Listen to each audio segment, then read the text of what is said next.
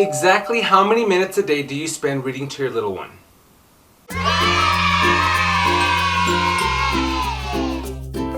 While we may not think it's a big deal, reading books to kids during their preschool years is essential in their educational development. Not only that, reading to a child as early as birth will help foster a lifelong love of reading and learning, and that is something we should encourage for every child. Early literacy is the foundation on which every other core subject will be built upon. I've said that so many times. Repeat after me. Early literacy is the foundation on which every other core subject will be built upon. Studies have shown that if children don't have a solid reading foundation by the time they reach third grade, they will have a difficult time catching up to their fellow classmates. This will cause them to struggle for the rest of their lives. That sounds like something I've said before. Do you guys see where I'm going with this? If you want to prevent that and you wish for your child to do well in school, proficiency in reading and writing are a must. Whether you have 5 minutes or 30 of spare time, use it to connect to your child. It can be tough finding a good place to start.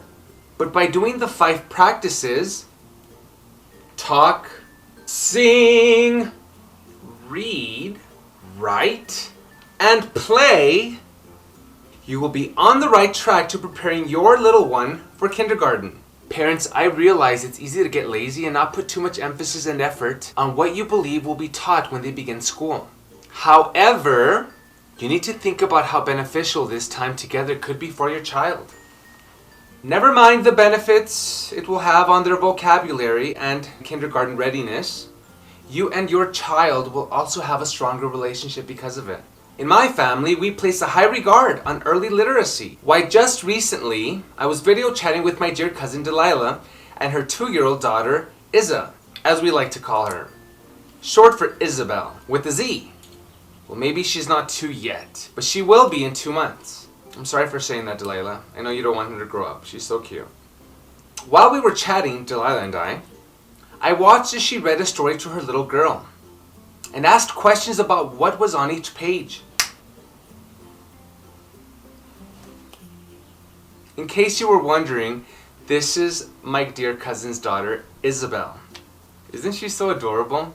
She sent this to me for Easter and she made it for me.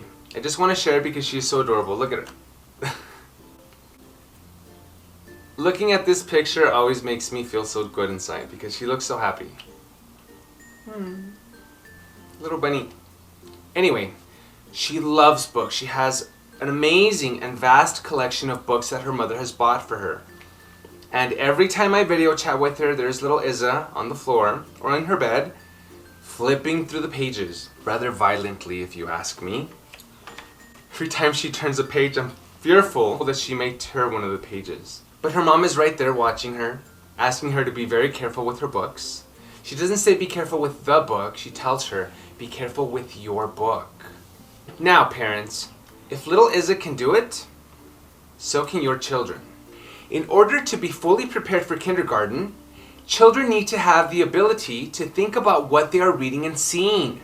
I can't even tell you how many people I meet at events for my book who tell me their child can't read yet and they're almost of school age. It baffles me how some parents regard reading as a chore. It needs to be something that is done because it is wanted.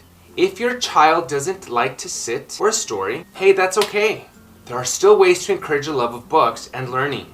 Even if they would rather run around the room and play, continue reading the story to them, and they will see that reading is something that is important without feeling like it is an obligation. It doesn't matter whether you like to read or not. By doing something as simple as disguising your daily social media scroll behind a book,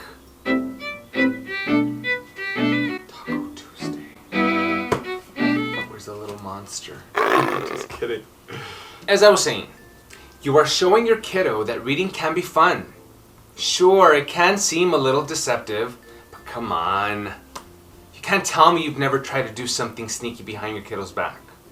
Parents, I understand that life can get pretty hectic and that all these different rules and suggestions for parents by educational and developmental organizations can make you feel overwhelmed. That is why I take the time to write these articles for you each and every week, to show you that it isn't as complicated as it seems.